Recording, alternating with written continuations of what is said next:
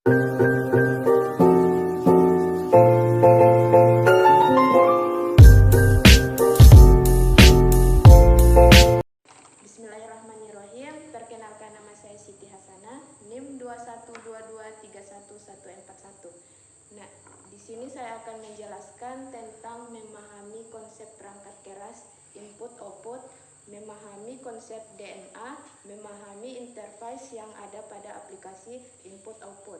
Yang pertama itu perangkat keras.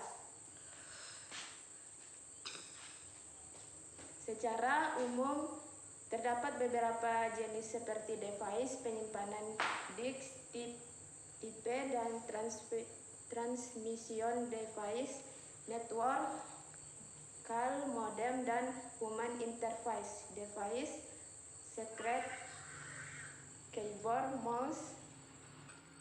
Yang pertama itu yaitu polling bus, waiting polling, yaitu ketika host mengalami looping, yaitu membaca status register secara terus-menerus sampai status bus di clear. Yang kedua, interrupsi,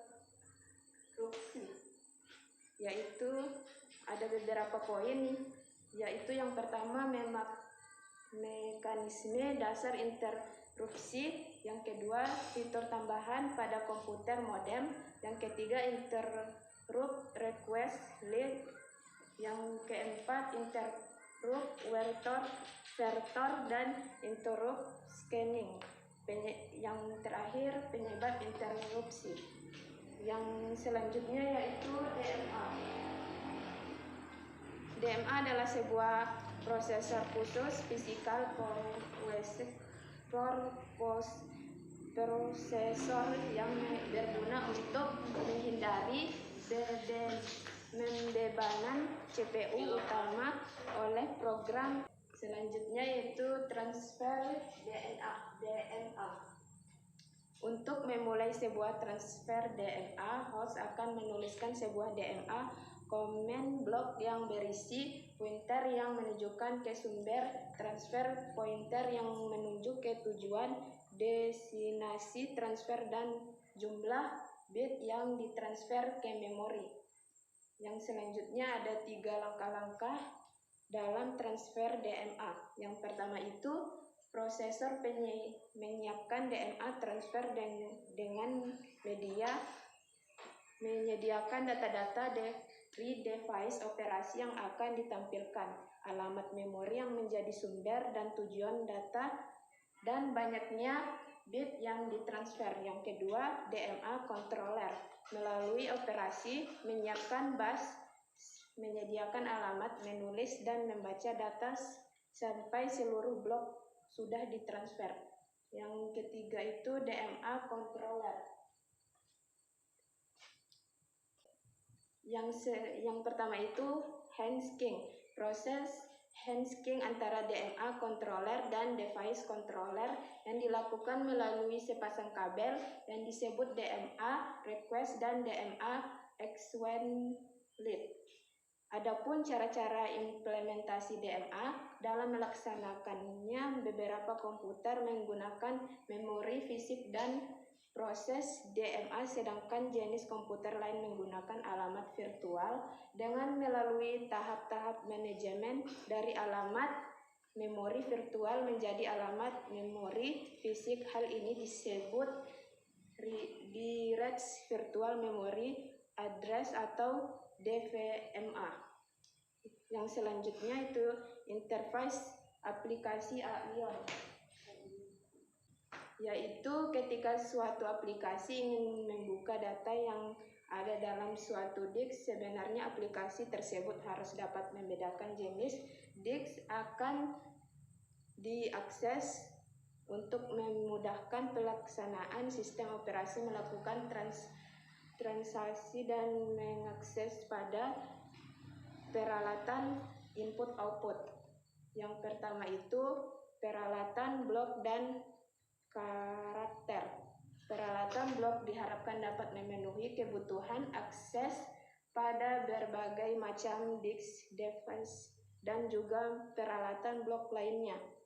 Blok device diharapkan dapat memenuhi atau mengerti perintah baca, tulis, dan juga perintah pencarian data pada peralatan yang memiliki sifat random access. Yang kedua yaitu jam dan tem. Adanya jam dan tem pada hardware komputer setidaknya memiliki 3 fungsi: membaca informasi waktu saat ini, memberi informasi lamanya waktu sebuah proses, sebuah trigger untuk suatu operasi pada suatu waktu. Fungsi-fungsi ini sering digunakan oleh sistem operasi. Yang ketiga, looking dan non-looking, input-output. Ketika suatu aplikasi menggunakan sebuah blocking sistem call, eksekusi aplikasi itu akan diberhentikan untuk sementara. Aplikasi tersebut akan dipindahkan ke web. Selanjutnya yaitu kernel, input-output subsystem. Kernel menyediakan banyak server yang berhubungan dengan input-output. Pada bagian ini kita akan mendeskripsikan beberapa server yang disediakan oleh kernel, input-output subsystem, dan kita akan membahas bagaimana caranya membuat instruktur hardware dan device-device. Yang selanjutnya yaitu input-output scheduling. Untuk menjadwalkan sebuah permintaan input-output, kita harus menentukan urutan yang bagus untuk mengeksekusi permintaan tersebut. Scheduling dapat meningkatkan kemampuan sistem secara keseluruhan, dapat memberi device secara rata di antara proses-proses, dan dapat mengurangi waktu tunggu rata-rata untuk menyelesaikan input-output. Selanjutnya, buffering. Buffer adalah area memori yang menyimpan data ketika mereka sedang dipindahkan antara dua device atau antara device dan aplikasi. Buffering dilakukan untuk 3 buah alasan. Alasan pertama adalah untuk mengcopy dengan kesalahan yang terjadi karena perbedaan kecepatan antara prosedur dengan konsumen dari sebuah stream data. Yang selanjutnya itu sesing. Sebuah sesi adalah daerah memori yang dapat diberisikan data kopian. Akses sebuah kopian yang di sesing lebih efisien daripada akses ke data asli. Yang selanjutnya swapping dan reversasi device. Sebuah spool yang adalah sebuah buffer yang menyimpan output untuk sebuah device seperti printer yang tidak dapat menerima interleave data transmit, walaupun printer hanya dapat melayani satu pekerjaan pada waktu yang sama. Beberapa aplikasi dapat meminta printer untuk mencetak tanpa harus mendapatkan hasil output karena terdapat secara bercampur. Yang selanjutnya yaitu error handling. Sebuah sistem operasi yang menggunakan thread memory dapat menjaga banyak kemungkinan error akibat hardware maupun aplikasi device, dan transfer input-output dapat gagal dalam banyak cara. Bisa karena alasan transit seperti overload pada network maupun alasan permanen yang seperti kerusakan yang terjadi pada disk controller. Yang selanjutnya kernel data transfer. Karena membutuhkan informasi state tentang menggunakan komponen input-output, kernel menggunakan banyak struktur yang mirip untuk melacak koneksi jaringan, komunikasi karakter device, dan aktivitas input-output lainnya.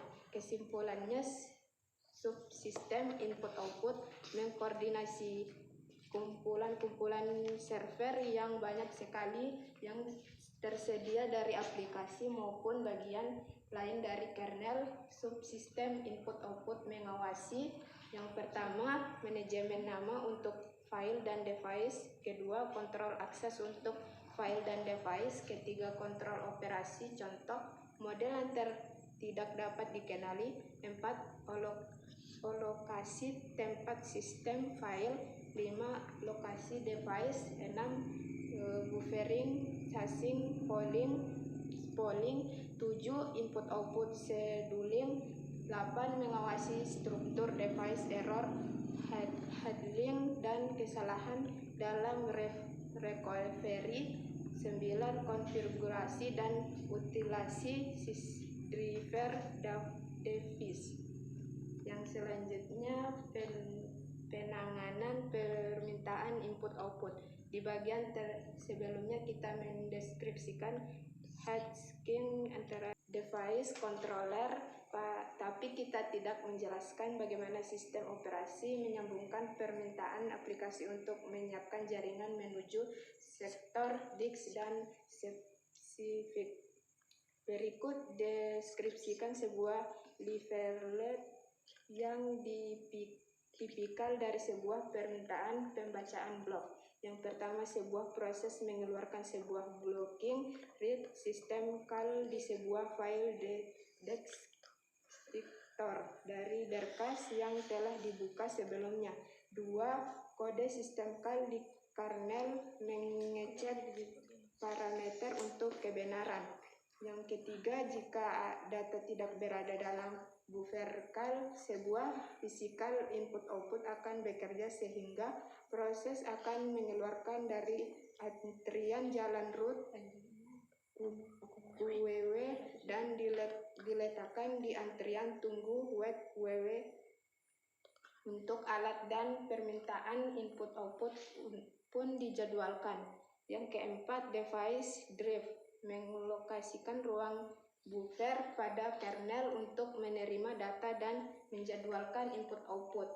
Yang kelima, device controller mengoperasikan piranti keras device untuk melakukan transfer data. Baik, sekian dari saya ucapkan wabillahi taufiq wal hidayah. Wassalamualaikum warahmatullahi wabarakatuh.